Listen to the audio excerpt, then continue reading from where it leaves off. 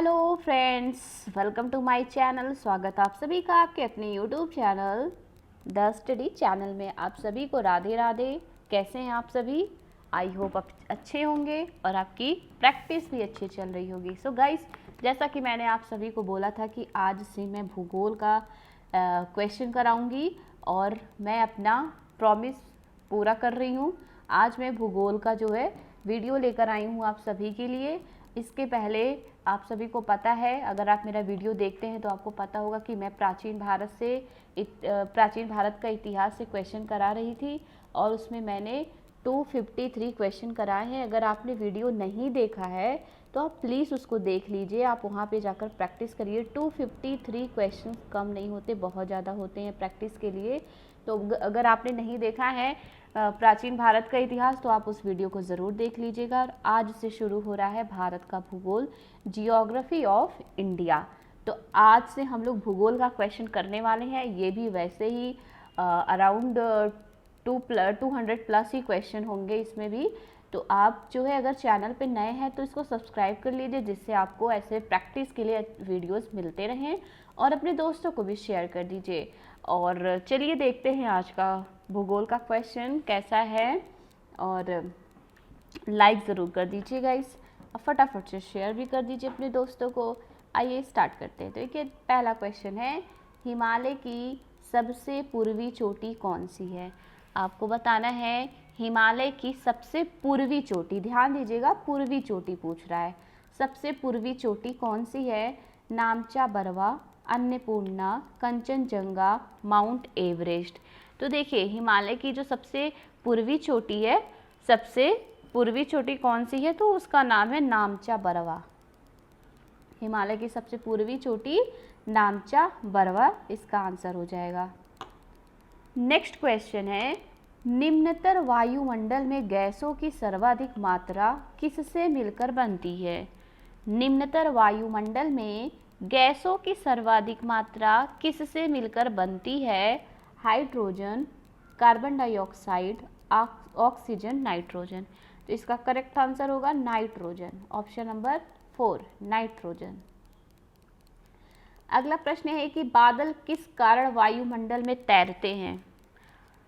बादल किस कारण वायुमंडल में तैरते हैं? क्या कारण होता है कि आप देखते होंगे जब भी आसमान में ऊपर देखते होंगे बादल आपको दिखते होंगे, वो मूव करते रहते हैं, तैरते हैं इधर से उधर, एक जगह नहीं रहते हैं।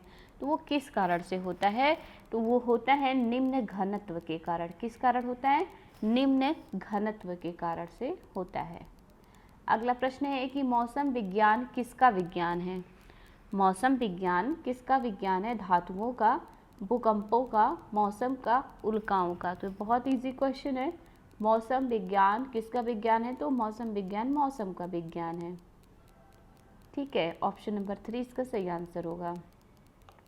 नेक्स्ट है, टैगा का अर्थ क्या है? टैगा का अर्थ क्या होता है? घास स्थल, मरुस्थल, पर्णपाती वन, शंकु, वृक्षी वन। शंकु वृक्षी वन। तो देखिए इसका आंसर होगा शंकु वृक्षी वन। टैगा का अर्थ होता है शंकु वृक्षी वन। नेक्स्ट है, निम्न में से किसको यंग फोल्ड माउंटेन कहा जाता है? निम्न में से किसको यंग फोल्ड माउंटेन कहा जाता है? हिमालय, विंध्य, अरावली, नीलगिरी। तो इसका करेक्ट आंसर हो जाएगा हिमालय। किसको कहा जाता है यंग फोल्ड माउंटेन? तो हिमालय को कहा जाता है, option number 1 correct answer. Next है, पनामा नहर का निर्माण किस वर्ष हुआ?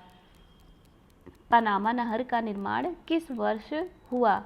बहुत इंपॉर्टेंट क्वेश्चन है, आप मतलब पूछे जाते हैं। कई बार नहर का नाम पूछा जाता है तो कई बार उस कब निर्माण हुआ ये भी पूछा जाता है।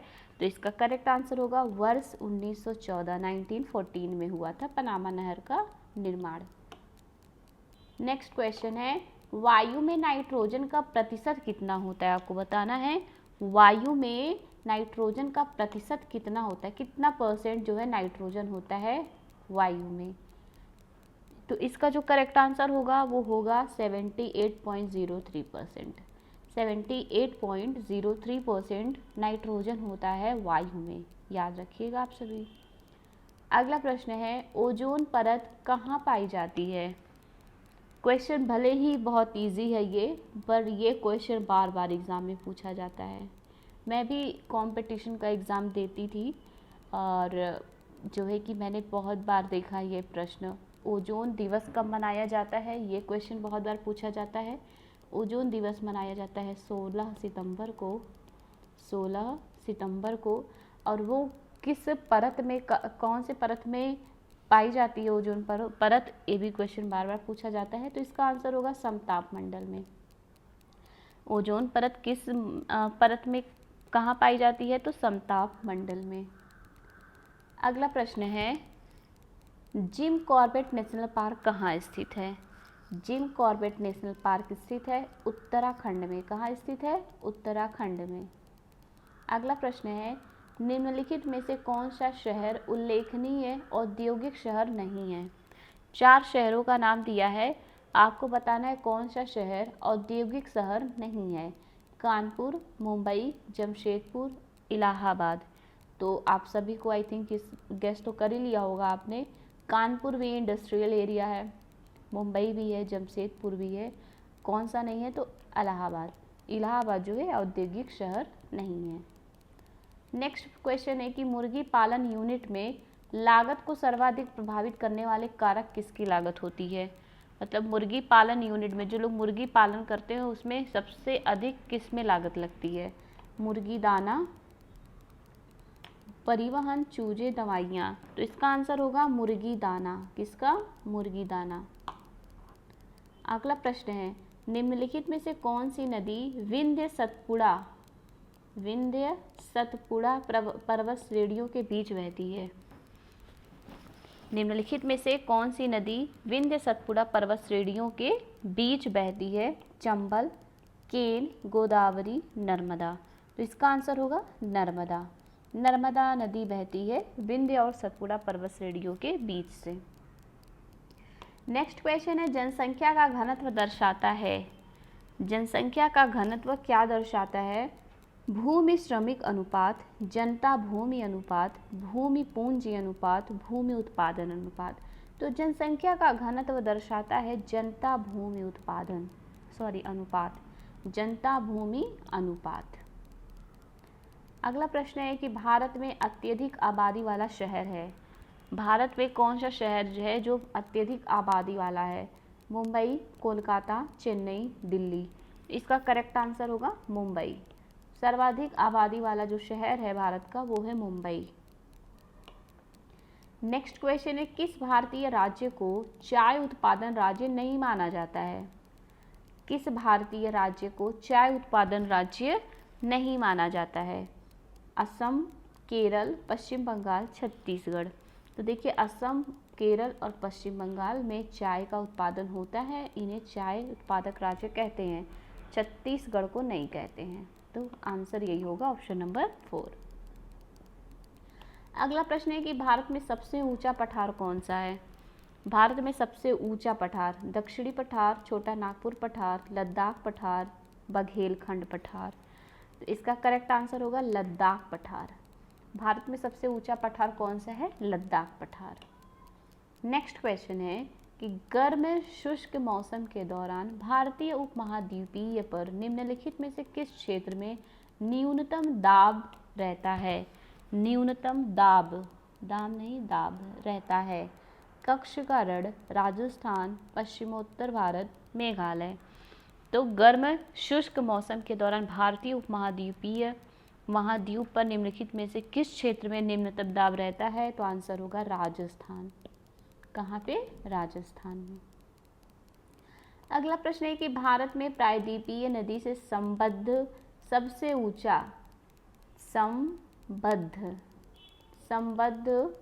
ऊंचा निकास बेसिन कौन सा है? भारत में प्रायद्वीपीय नदी से संबद्ध सबसे ऊंचा निकास बेसिन कौन सा है?